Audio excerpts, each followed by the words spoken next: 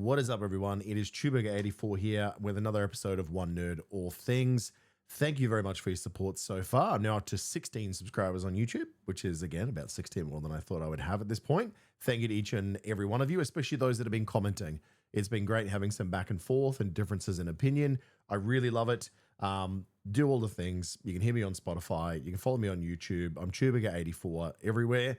And you can also find it on the One Nerd All Things podcast.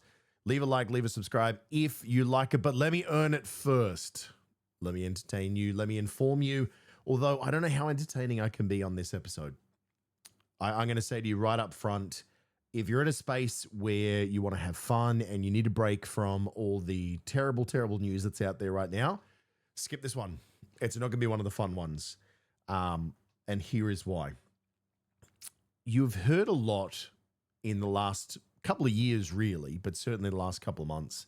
But I think especially when we saw what started to unfold in Gaza, that war crimes have been discussed over and over and over again, that we have seen a breakaway from things that have been agreed upon in the Geneva Convention. We have seen a drift away from traditional agreements for international law about the way that wars and conflicts between nations are to be conducted, to preserve humane treatment of civilians, to ensure that while the militaries do their best to annihilate each other, to resolve whatever spat the elites of their countries have forced them into, that the civilians are allowed to carry on, and that there is countries left when all is said and done, and when peace is hopefully brought to both of those nations, so that people can survive, and so that civilians escape as much as they can the true horrors of war. Because we saw in the early parts of the 19th century some true horrors that everyone vowed never to be repeated again. But we find ourselves here very, very early on in the 20th, 21st, I forget how these things work, let's say 21st century, finding ourselves starting to repeat some of the same behaviors, where certain actions are being justified because the enemy is less than, they're inhuman, they're demons, they're Satan. We see all of these languages start to change and justifications made for behavior and actions that once upon a time would have been considered abhorrent, unheard of, unthought of, and certainly would face repercussions. Like when there were civilian casualties, where there was torture that was known to be found, that there would be some form of justice, and that the people who crossed those lines would be held accountable, and that there would be some sort of process to make sure that we would learn from whatever mistakes had been made, whatever horrendous acts had been committed, to ensure that there was policies or structures in place to ensure that those things would not happen again when the next sadly inevitable conflict would occur. Now, it's also a fantastic juxtaposition of three nations. I'm going to show you a little bit later, and you've seen all this, it's all over the news, it's hard to avoid, the words and the actions of the United States and the other guys over there in Palestine, in Israel, I should say, who are very proactive about declaring their war crimes before they do them. You know, like a pro baseball player just pointing into the crowd and just going, I'm going to put it right out there for you, sweetheart. And they call their shot before they do it, right? There is no hesitation. There is no fear of prosecution or comeuppance. They are declaring their war crimes before they do them, right? In the case of Israel, they've been bragging about it for a couple of years now. They celebrate. We saw clips last week in the Knesset in Israel, where they were celebrating new laws that would enable them to kill Palestinians with a new death penalty structure. But then we come back here to Australia. Now, there's a lot of things happening in Australia, especially at a governmental level, that I'm not a huge fan of. But there were some actions taken today where a gentleman called Ben Roberts-Smith, and for those of you uninitiated here at home or overseas who have no idea who that might be, I'm going to tell you about him very soon.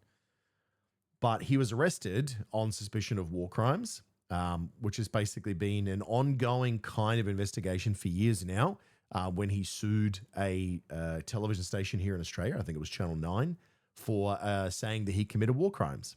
and then when he tried to sue them for defamation, that obviously during that trial, testimony was given by Afghan nationals, by members of the SAS, that basically alleged that he may have done further things. Now, that wasn't a criminal trial at the time, but that looks like that's where we're headed. And before we get down that road, I want to make sure I'm saying something very clearly. The court of public opinion is well underway. The judge, the jury, the executioner of Twitter, of Threads, of Fox News, Sky News, Channel, blah, blah, blah, blah, blah. Every podcast knob like yours truly out there weighing in with their opinion. Every armchair expert coming out of the sun. Please remember that every human being on this earth deserves the presumption of innocence until all evidence has been presented, and then a jury can basically lay down their findings. This man does deserve that. All right, let the evidence play out.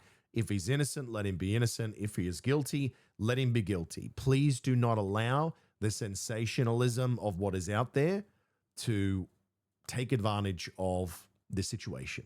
Okay, let's wait and see on that front before we all, as a collective society, dismiss this man and condemn this man forever. Now, when we talk about war crimes, which is what this man has been accused of, and again, I'll tell you why he is such a controversial figure here in Australia, why he is very loved by some and why he's very loathed by others. But before we do, we should probably talk about when you hear these things about war crimes, right? And again, I'm sure if I had any monetization attached to this YouTube, it would be destroyed in the next 15 seconds. But examples or definitions of war crimes can be violations against persons such as willful killing, torture or inhuman treatment of civilians, prisoners of war or wounded personnel, SA, or basically doing crimes of a sexual nature in any manner is considered horrendous. Attacking protected objects, hospitals, schools, kind of an important one at the moment, given what's happening in Iran. Religious buildings, historic monuments. My God, there's been so much history destroyed in wars over the years, especially with what's happening right now.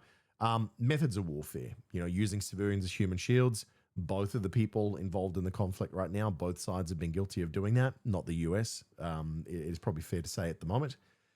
Property destruction, and then obviously children in combat, having kids fight your wars for you, because obviously combatants who have a moral and ethical nature are less likely to shoot children, hopefully, which then obviously means that they may be able to, if they're trained children soldiers, get an advantage. And there's all sorts of insane things about good reasons why we shouldn't be involving children in these wars.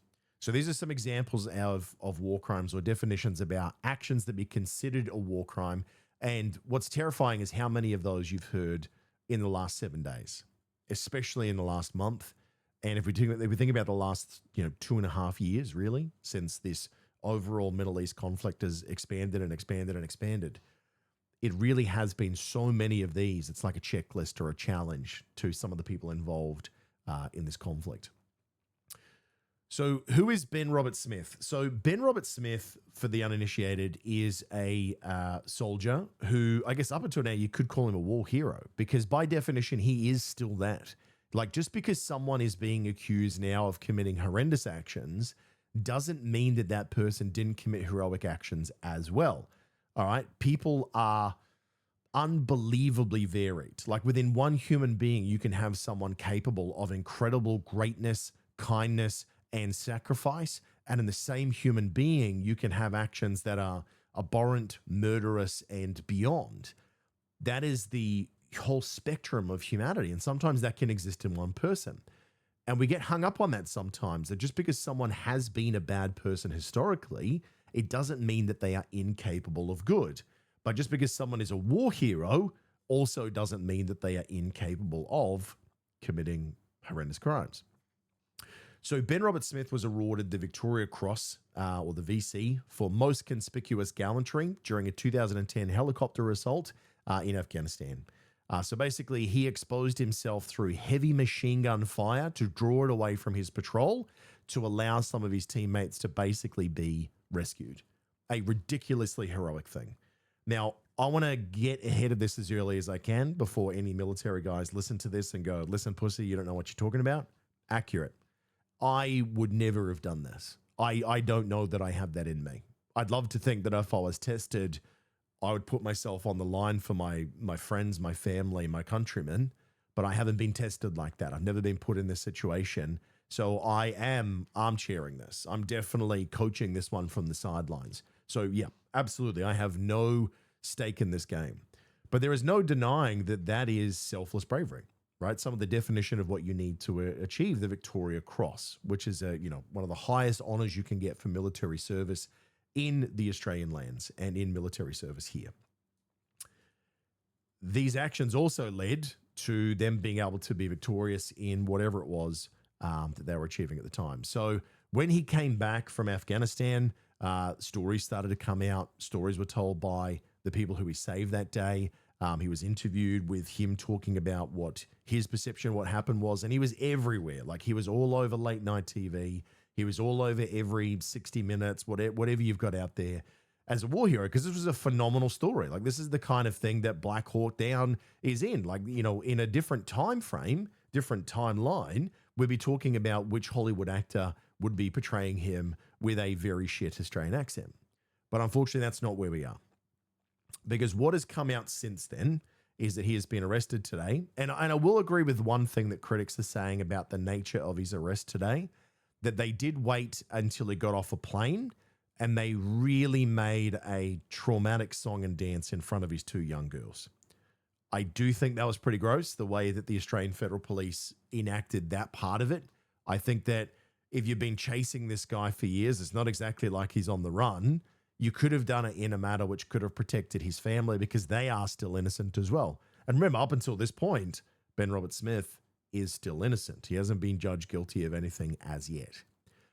What is he being accused of? Okay, allegedly, they are suggesting that in Whiskey 108 in 2009, he was accused of murdering an unarmed man with a prosthetic leg and later pressuring a junior soldier to shoot another elderly unarmed Afghan man to quote unquote blood the rookie.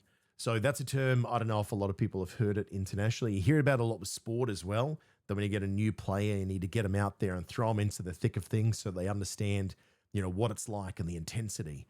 So it seems like that commentary, allegedly, is that he's saying, well, we need to put this young guy in. He needs to kill his first one so that, he gets it out of the way. He becomes one of us. He gets, I guess, calloused.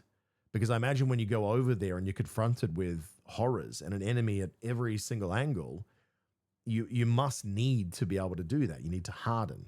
Now, that doesn't mean that this is the way to do it, right? This sounds absolutely horrible if true. And again, allegedly is where we're at right now, folks. In Darwan, 2012, he was accused of kicking an unarmed and defenseless Afghan man off a cliff and ordering soldiers under his command to shoot him. In Chinatu, 2012, he was accused of ordering the shooting of an Afghan male who was already under detention. So they already captured him. He's unarmed and apparently ordering that he be shot.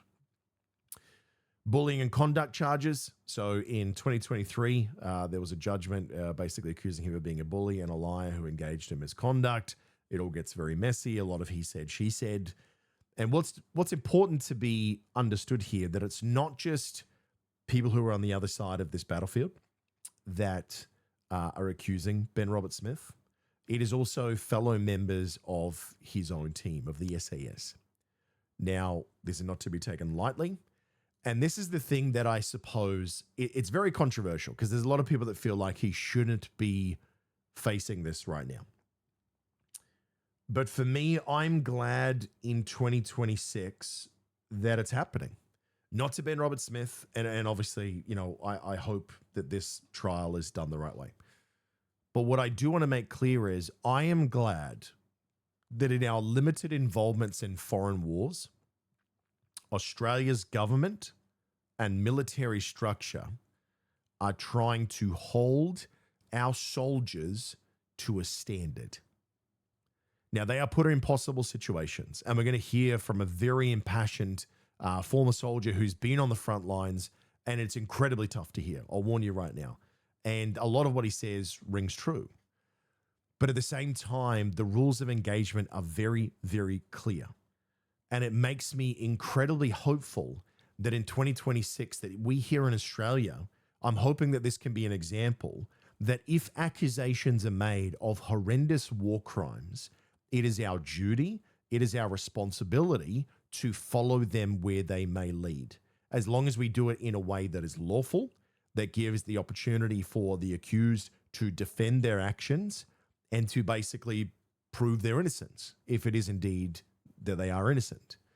Or if it is found that they are guilty, that we make them an example so that the next soldier that goes overseas that thinks when they get put in an environment where they have the opportunity to commit a war crime, that they think twice, that they don't do that.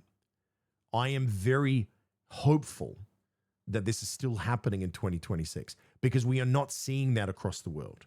We have seen very egregious examples, even in the last month, of atrocities that have been committed, that there are no commitments to investigate them.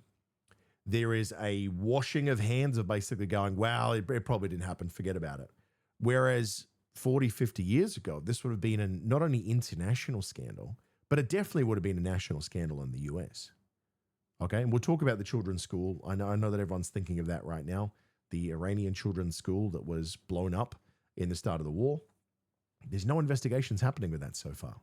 But here in Australia, we're doing it. Now, I don't want to say that Australians are better than Americans, but I kind of do. But in this particular example, kind of. You know, we are at least taking some steps. Are we doing it the right way? I don't know. Is it going to get to an outcome that is positive for the future of this country and the future of the rules of engagement for Australian soldiers? I have no idea. But I am glad that they are asking the questions. Accusations have been made. Evidence has been provided. A case has been built. It will go now to trial, and this man will get the right to defend himself. Now, before that trial, he should be given presumption of innocence. He should be given the opportunity to get bail. All of these things should be provided to that man.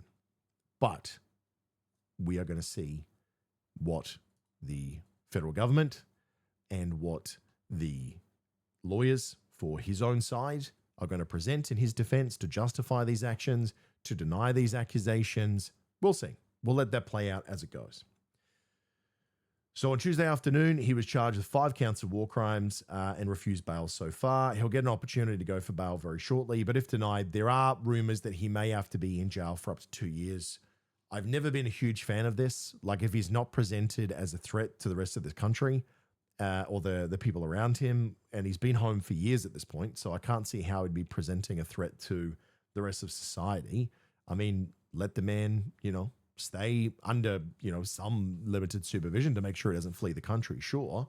But I don't think that he should be,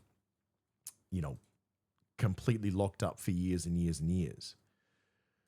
So there are a lot of accusations out there, and there are a lot of people who are very critical of this, saying, well, this is all a big show. And there were people who were jealous of Ben Roberts-Smith.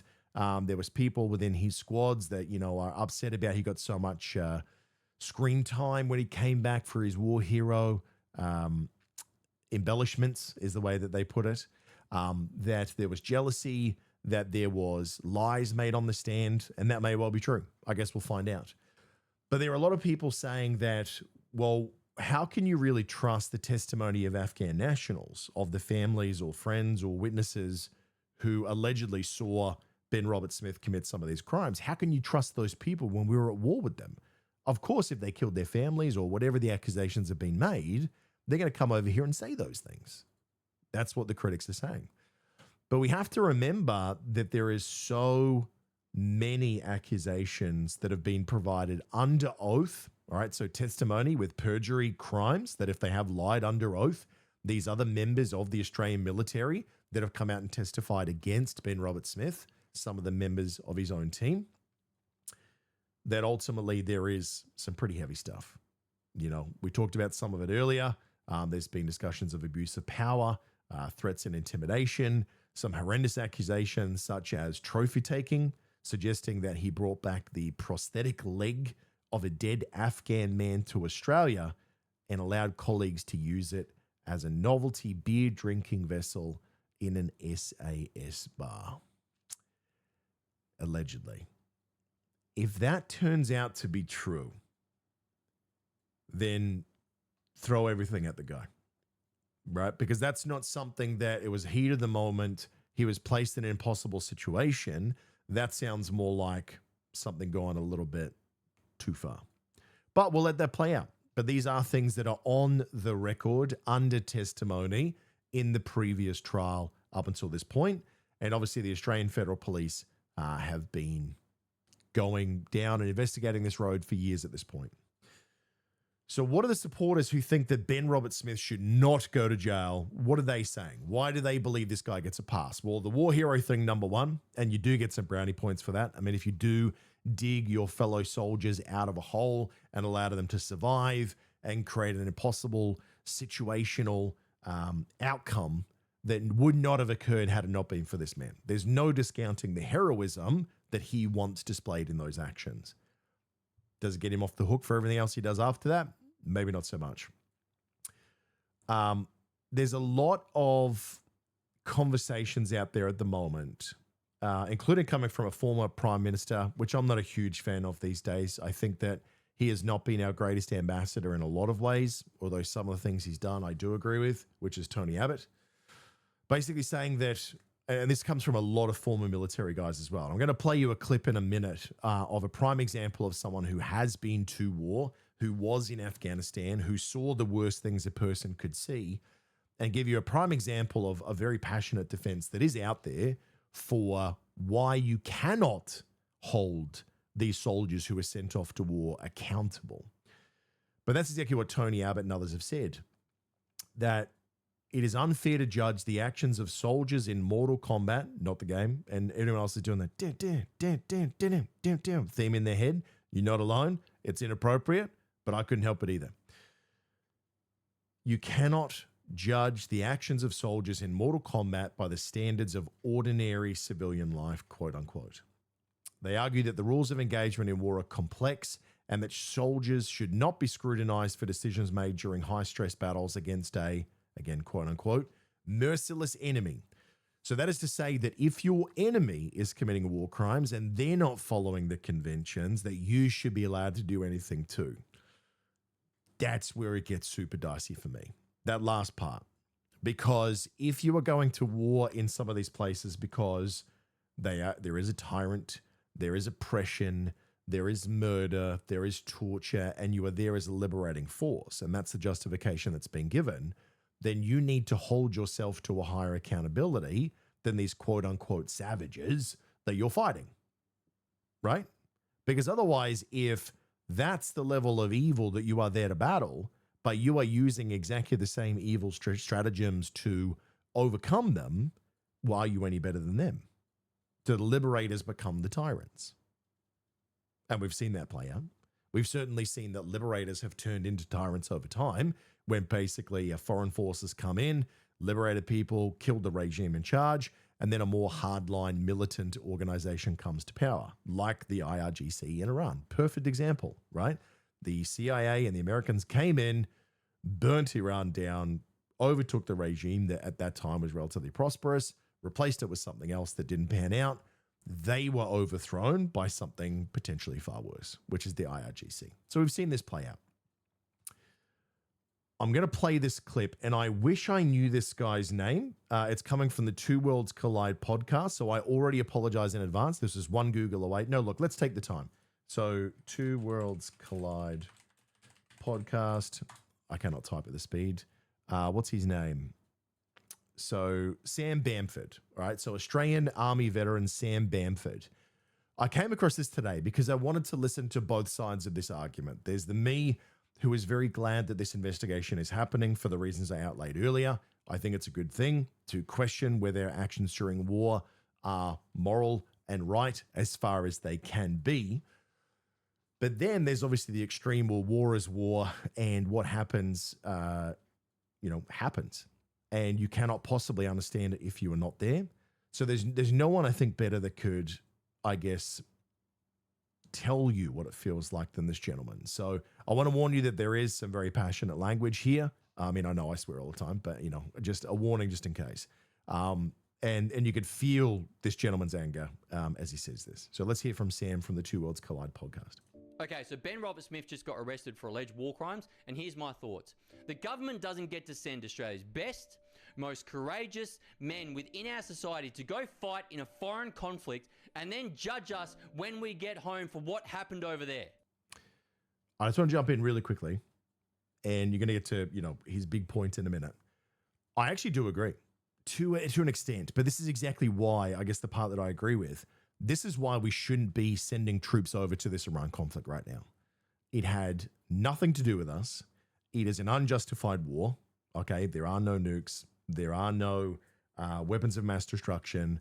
They're not really there to liberate those people. But you would be putting Australian soldiers into impossible situations where they may have to make life and death decisions that will haunt them for the rest of their lives. Now, that could be internally with the trauma and the PTSD that they have to face from maybe seeing their own people cut down, from maybe seeing what they had to do to others, and perhaps things that they replay in their mind 1,000 times of, oh my God, I wish I did this differently because I pulled the trigger, I thought it was this, and it was actually this, and oh my God. And it lives with them, it haunts them for an eternity. And then they may have to come back and actually be found accountable in a court of law. So I do kind of agree with this, that I think that Australian Defence Forces should be used for the defence of Australia, and that if we are out there helping our allies in a just and necessary war for the betterment of mankind and the Australian people, sure, we that's what the Australian Defence Force should be for. But this is exactly the point, that why should we be putting Australian soldiers in this situation for a war about nothing, a war of choice from the Americans and the Israelis? Let's go back to Sam. The government doesn't get to send us into a war zone where the enemy blend in with the general population and go unseen. You don't get to send us into a war zone where they use IEDs and women and children as human shields. You don't get to send us into a war zone where they strap 13 kilos worth of explosives to 14-year-old boys and blow them sky fucking high. That happened on my trip.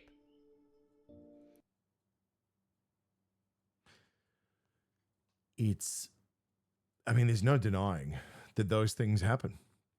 There is no denying that Australian soldiers, American soldiers, anyone who participated in, parts of the Afghanistan war, especially when you had these guerrilla fighters who were just trained to be able to commit insane atrocities from caves, basically, with no moral compass. They did have strapped bombs to children and women.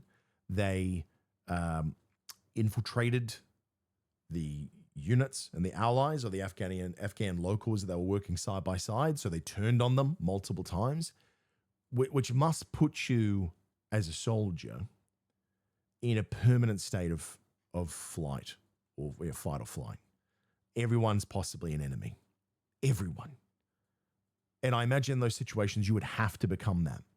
So I do agree with Sam's point that it's incredibly tough in those situations that if a child soldier or if a woman is coming at you and he's saying, stop, stop, stop, and they pull a gun or they've got a suicide vest on or whatever it might be, and you have to do the unthinkable to protect the lives of you and the people around you, how do you judge that? I actually have no idea. I don't have a good answer for that part. But the part that I have to disagree with Sam and a lot of the people who are criticizing this persecution of Ben Roberts-Smith, is that doesn't sound like that's what we're talking about here. It sounds like that there was unarmed men where there was no current or valid threat to him and his squad, allegedly, when these actions were allegedly committed. That's what's being suggested. The bullying, the language, the prosthetic leg thing, if true, that doesn't really fall into the defensive point that Sam's trying to make. Now, if it was a war crime where someone said, well, he killed a child or a woman or whatever the accusation might be, but it was in defense of his own life and it becomes a self-defense case, well, that's wholly different. And there has to be this expansive, morally gray area. Gray, it's red as hell. It's soaked in blood. But how do you judge that? I don't know. But the differences between what Sam is talking about and what they're talking about with Ben Roberts-Smith, allegedly, sounds vastly different. And I guess that's the good news, depending on your perspective, is that Sam, sorry, Sam, I'm getting confused now. And congratulations to Two Worlds Collide podcaster and Sam for, passionately appealing out there for, making sure people understand the horrors of war and the things that these guys must have seen. Again, armchairing it, me right here. I have no idea what these guys must have been through. I truly hope to God that myself and no one that I know, or in perfect wish, no one would have to experience for the rest of mankind's tenure on this planet. I really wish that was the case. But, good on him for making people understand that there is more to it than this. It's not just black and white, that there is incredible shades of grey over there. But Ben Roberts-Smith will get his day in court. The Australian Federal Police and the Defence Force and everyone will get a chance to make their case. And if it is indeed found that these allegations are true and that he has crossed that line and committed torture or executions or whatever it is, then I hope he's found fully accountable. As much as I hope that if the prosecution does not meet the burden to overcome the jury's perceptions, then great as well. I just want justice to prevail, whichever way that goes. But I cannot stress this enough. We need this process. It hurts. It is really hard for someone to say, oh my God, I love this guy, and then have to turn around and go, well, he did something really horrible. That hurts. It hurts to have an Australian hero and icon held up, nailed to the cross, and everyone is forced to look at it. It is incredibly hard, I'm sure painful for any soldier who has been over into hell, had to experience this, and has to watch this. There is no way that doesn't tap into something. No way. It is an incredibly tough thing. And to Ben Roberts-Smith, him and his family, again, are going to go through hell, right? For that, I don't wish that on my worst enemy. But I do feel incredibly passionate that this is a necessary process. That we need to, for our humanity, for our morality, whatever that looks like in the modern age, and do not confuse me with religion, because I'm very much against the modern definition of organized religion because of the atrocities that are committed time and time again in its name, manipulated by men in power who control these organizations to manipulate and extort the people underneath them and justify extreme atrocities.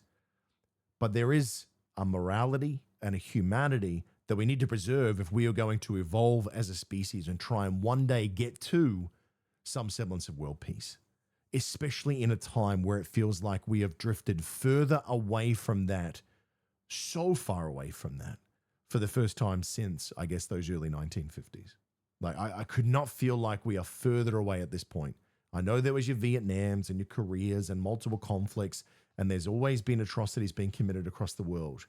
But this global return to might is right, and that anything goes, and that anything is on the table, and any behavior, any atrocity, as long as you are the guy doing it, is fine. But then also accusing the other side of war crimes if they do it. We'll get to that. So I'm glad that in Australia, we are at least holding to that process, and I hope that it's run effectively. But then we go across to the orange psychopath in the White House. And again, I know it sounds like I'm such an anti-Trump guy, and I wasn't probably as much pre-war. I mean, I certainly have my disagreements with a lot of his policies. Every now and again, I come across one that I did agree with. But it is hard to call him anything other than that, because his threats, his language have escalated and escalated and escalated over the course of the last couple of weeks, giving these impossible deadlines that get extended and then they're not, and then there's pilots coming down. Incredible, insane stories. Donald Trump said 5 or 6 days ago that if Iran does not submit to the requests of America and Israel, that they will basically bomb that country back into the Stone Age. And they said exactly the same thing from Pete Hegseth and a whole bunch of the people across the spectrum. But Trump celebrating Easter, and then there's a hilarious clip, by the way, which you must go and watch, of him talking about the Iran war, standing next to the Easter Bunny, okay? And he tweeted this: Tuesday will be Power Plant Day and Bridge Day all wrapped up in one in Iran. There will be nothing like it. Open the fucking straight, you crazy bastards, or you'll be living in hell. Just watch, praise be to Allah, President Donald J. Trump. That is the president of the United States of America, right? A far cry from the glorious speeches from Independence Day in, I think, 1996, you know, where today we celebrate our Independence Day, right? That's the kind of American presidential vibe. I know it's a fictional character. Get off my dick. But I miss eloquence. I miss morality. I miss like the speeches from like JFK, these legendary, eloquent speakers that would come out and say, well, look, if we really get forced to do something, I really hope we don't. And I pray that there will be peace and blah, blah, blah, blah. And then there's Trump going, open the fucking straight, as a 2026 mob boss. Hey, you come and open the fucking straight. I'll come over there and I'll kick your face in. Okay? What do you want? Which is not far from Trump's voice, to be fair. Open the fucking straight, It is nuts that he is basically right there by saying that he is going to bomb power plants, which is civilian infrastructure. And understand what power plants are attached to, ladies and gentlemen. You might be familiar with this concept. They power cities. They power desalination plants. They power sewage treatment plants. They power hospitals. They power critical energy infrastructure like heaters for when it gets freezing cold, where if it gets a little bit too cold, people die. Or air conditioning or fans that if it gets too hot, people die. There is very limited military gain by blowing these things up. Or the bridges like they did last week. This is Trump pre-shooting his war crime shot. These are the definitions of a war crime. Targeting civilian infrastructure with the purpose of harming these people. Threatening to blow an entire nation. Not just the military, not just the regime. Remember the ones that were here to save them, folks. What happened to saving them, right? Then we're going to bomb all of their civilian infrastructure. This is him, Kobe, calling his shot on his war crime before it happens. Right? He's calling it. And there has been so many voices over the last couple of years. I want to give you one example. This is a doctor, because a lot of people talk about, well, you don't really know what happened in Gaza and Palestine. It's just whatever Hamas wants you to think, every time they say that someone died. But if you just do a quick Google, folks, a very quick Google, and I know that in the age of AI and fake news, that it's really hard to get to the truth.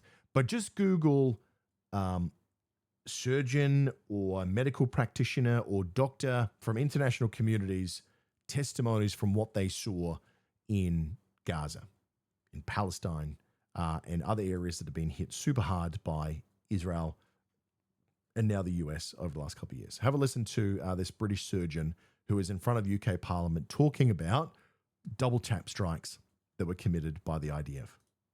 What I think I found particularly disturbing was that a bomb would drop maybe on a crowded, tented area, and then the drones would come down and...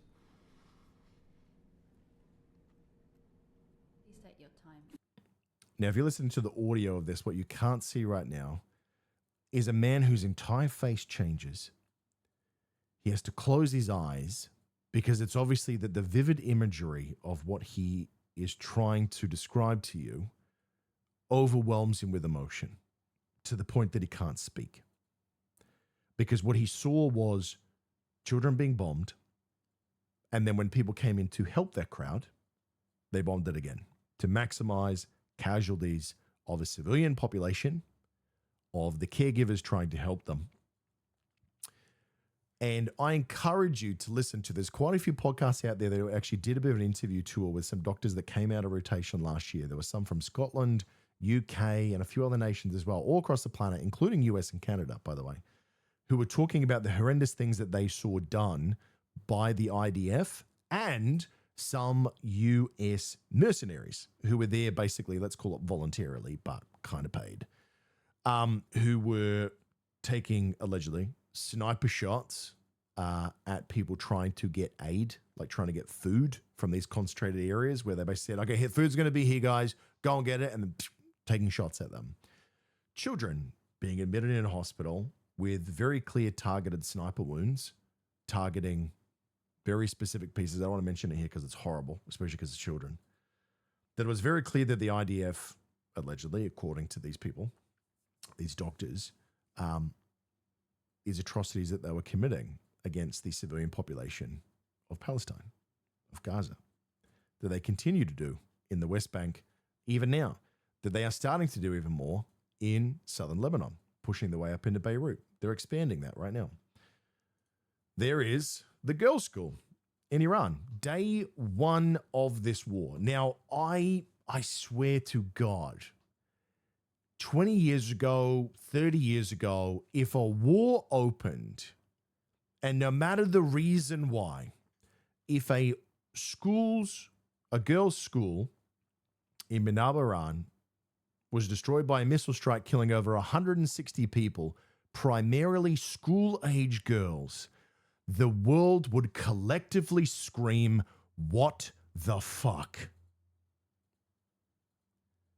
They would demand accountability. The nation that was the victim would demand accountability. And the aggressor would say, a line has been crossed here. We are going to investigate this because this is not how we play ball. This is not how we game. This is beyond us. I don't know what happened here, but we're going to find out and make sure that whoever committed that atrocity knows that that is not what America does, or whatever nation might be involved. But I think that America is a good example. Once upon a time, there was some accountability in the United States when they committed these war crimes. Now, this is not one of those ones where people can say, well, this is fake news. They tried that day one, where they said, no, it didn't happen. But then there was overwhelming confirmation, including from the US, that it did happen. This school was destroyed. These schoolgirls were murdered. Trump, by himself, no one else backed him up on this, said that Iran did it themselves, that they shot a Tomahawk, an obviously American weapon, at this school to basically gain the world's sympathy. Obviously bullshit. Pete Hegseth and a few others have come out and said there will be investigation into this. I think we all know that's never going to happen. And what the most heartbreaking part for me is that it does not seem like there are enough voices in America right now demanding justice for those girls. Because could you imagine, ladies and gentlemen, if this happened in America? If any foreign nation killed one American school child, they would go to war. The nation would rally behind America. They would kickstart every F-15.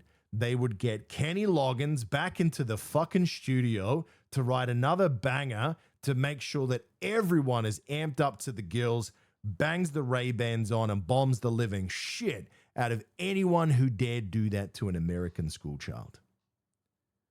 But day one of this war that's not a war, but definitely is a war, that is exactly what happened in Iran. 160 school children dead, predominantly little girls. America admitted it happened. Israel admitted it happened. There will be no accountability. And we all know this. And that is because in this modern era of warfare, in the modern era of America and Israel, sadly, beyond sadly, right? It's fine because it's not Americans. These guys are less than. They're inhuman. It doesn't matter. They're just pawns, right? They're not wealthy. They're not rich. They don't matter in America. So there'll be no investigation. But then again, if you look at America and the way that school children have been massacred over the last several decades, I would argue that perhaps they don't give as much of a shit about American school children either. But that's a conversation probably for a different day. Can you believe that we're actually sitting there going, do you remember the simpler times when we could just sit back and discuss, and every day Thursday in America where there was just another school shooting? Those are the times. You know what I mean? Like how insane that was by itself, And now we're here. This is the new normal. War crimes for the last couple of years. The rest of the world goes, well, that is pretty fucked up. But I mean, it's America. Like, what do you want us to do? You know, it's fucking. I know why I became Rodney Dangerfield for a second there. Hey, what are you gonna do? I can't process it. There's a part of my brain that can't get around it. It frustrates me. It keeps me up at night. That it feels like I know I'm not alone. I know that so many of the people in the world know that what they are seeing is wrong. What they are hearing is wrong. But they just have to stick to this tribalism where it's like, I can't because that's my guy and I have to stay committed to the cause or else they'll think that I'm weak for changing my perspectives. And it's just insane to me that tribalism is deeper than what is morally and humanely right. Then there's the opposite of humanely right, which is Pete Hegseth, the beer-swilling drunkard twat that is the Secretary of War in America. And I don't know if you've seen the Iranian latest Lego video that breaks down Hegseth. Fucking chef's kiss. This guy is a dick, but terrifying because in conjunction with all of this, right, to say that they're morally right, the religious rhetoric that is coming out of Israel and America right now is generally terrifying. That they are saying that they are God's chosen to bring this wrath to these heathens. And that because they have been anointed by God himself, that they shall wander in there and they shall scorch the earth because God said that it would be good. And what you're going to hear here, by the way, is fascinating because you know that you're not that guy, right? And it's been a while since I've said, congrats to the Pope for being on the right side of history. But after what you're about to hear, even the Pope came out a couple of days later and said, the fuck are you talking about, bro? Right? You're not doing this in God's name, not in the Christian Catholics' God's name. That's not what we do. But have a listen to this prayer, a Christian prayer, right? And this is why any extremism of any religion, in my personal opinion, is poison. Because you can justify to an omnipresent God that I'm not doing it for me, it's for him. He said it. Like this, the absolute disgust that you'll get from me when I hear that. But listen to this prayer. Does this sound like a rational man who cares about the well-being of school children in Iran? Almighty God, who trains our hands for war and our fingers for battle, you who stirred the nations from the north against Babylon of old, making her land a desolation where none dwell. Behold now the wicked who rise against your justice and the peace of the righteous. Snap the rod of the oppressor, frustrate the wicked plans, and break the teeth of the ungodly. By the blast of your anger, let the evil perish. Let their bulls go down to slaughter, for their day has come, the time of their punishment. Pour out your wrath upon those who plot vain things. Pour out your wrath, and we shall rain sulfur down upon Gomorrah, because they are the heathens who have strayed from the path of God. That's where we're at, ladies and gentlemen. That is the Secretary of War. And every day, like even as the pilots have come home safe in 2026's version of Black Hawk Down, the amount of like religious rhetoric that is out there to justify that they can do whatever they want is terrifying. This terrifies me. This language terrifies me. The language that comes out of the Zionists who basically say that they deserve to wipe all these people off the face of the planet because they are God's chosen and that these people do not deserve to be there terrifies me. It genuinely terrifies me because these people, zealots, are the most dangerous people on planet Earth, right? Sometimes I debate if I'd take a psychopath over a zealot. I don't know. It'd be one for the epic rap battles of history. I don't know. We can figure it out later. Pete Hegseth again, ladies and gentlemen. Death and destruction from the sky. I should probably set this up, that this is a cut together from Dropsite News, who again, one of my favorite journalistic outputs out there at the moment. They are a phenomenal outfit that have done some of the best reporting on all kinds of topics over the last couple of years. I know it sounds like this is the second time in my 3 only episodes I've shouted out to these guys, But any journalist that is operating with integrity right now, you need to grab those people and hold them tight and protect them because we need them. We have too many Fox News, Sky News, MSNBC, CNN, blah, blah, blah, blah, blah, right? So much just vile, boot-licking, ass-kissing, cock-sucking, just, filtered content coming through that's not real. So please understand that I know a lot of these clips are taken out of context, right? And smashed together. You can never get a true and fair representation. But I think the thing to take away from is that Pete Hegseth said these things. And surprise, surprise, if you actually watch the things within context, it's actually pretty close to what you're about to hear anyway. All day long.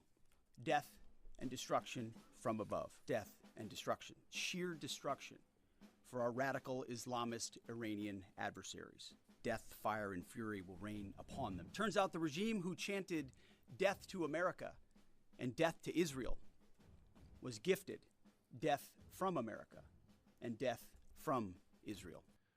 I feel like Pete Hegseth, if you read like a lot of his high school like poetry that I'm sure he wrote, and I think that he actually had it as a hobby, because you can kind of tell by some of the speeches that Pete's put out there that he's like, they're going to dig this, man. Listen to this alliteration. People are going to lose their shit, man.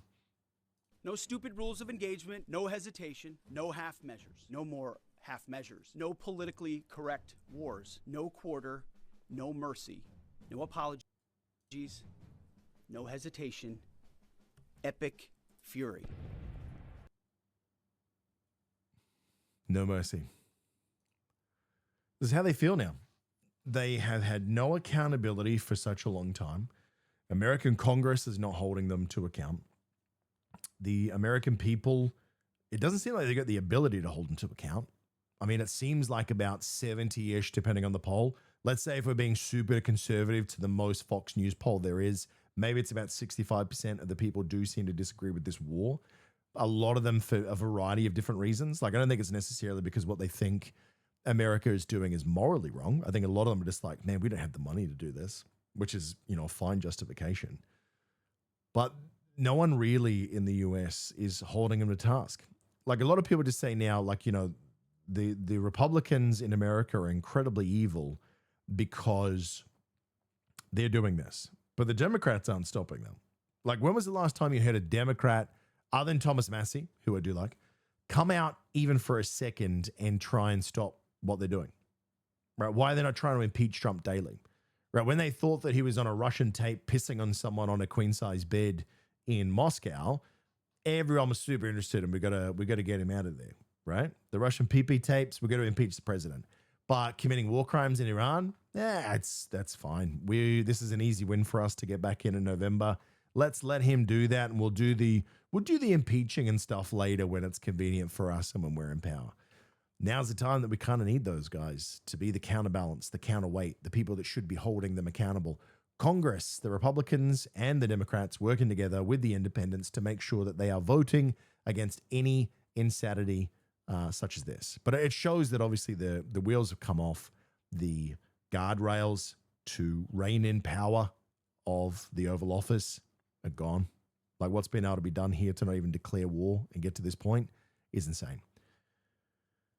But they can do what they want. They can do whatever they want because they are the good guys. But that's where we're at in 2026, ladies and gentlemen. We're in the modern era of war crimes.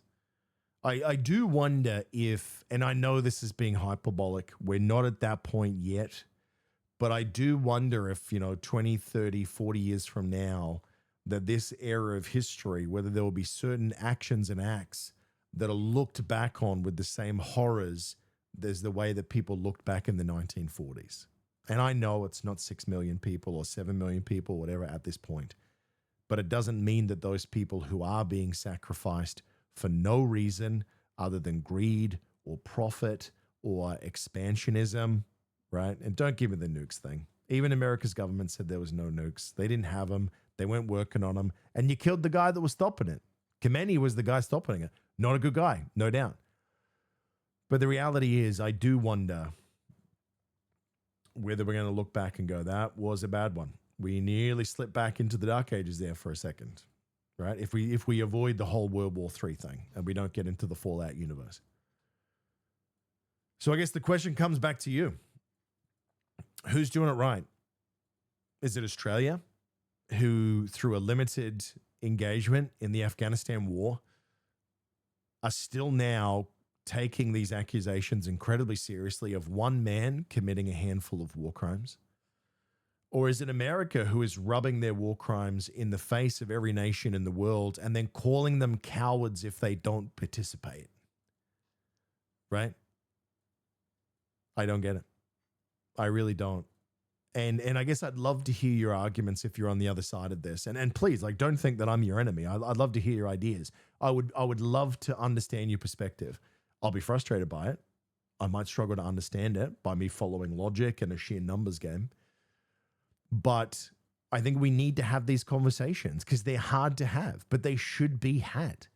Because if you don't have them, that we slide all the way down into the abyss. We go right down to every country on this earth with the might is right attitude that if you are the big dog, you can eat the small dogs. And that tens of thousands to eventually hundreds of thousands to millions will die. And I know it sounds dramatic, but you have to understand that's where this slope goes. I mean, the last couple of years, like we must be closing in on what? The better part of, I guess, more into the half of 100,000 people. Because we know at least 40, 50,000 are gone in Palestine, Gaza. We know there's been 1,500 in Lebanon this week.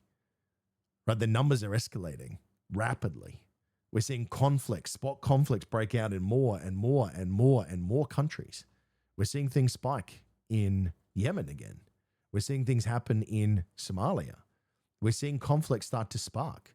Right? And if other countries start to see that the only people who were perceived once upon a time to be reining the world in, because they were the biggest dicks in the room, which was the US. If they see that, well, maybe they're not as strong as they were, is option one. Or number two, it's just like, well, if they say that these are the new rules and they're only caring about America and they're abandoning their allies and they're not going to protect them, then hell, maybe it's our time to take those other countries that we want, right? If America can take Venezuela for oil, then surely we can take Taiwan because they're an incredible nation for all of the chip building that the world's going to rely on for the next generation of whatever. Where do you stand, ladies and gentlemen? Who's doing it right? What are we all doing wrong? What are the conversations that we need to have right now about what is happening in this planet and how do we stop this slide to hell? Sorry to end this on that bummer, but I want you to be safe out there. I want you to know that I'm thinking about you. I want to hear from you. Whether you agree, whether you disagree, I don't care. Just let's have the conversation, right? Rational, debate. Let's take a crap idea and make a better one. But stay safe out there, and I'll see you on the next one.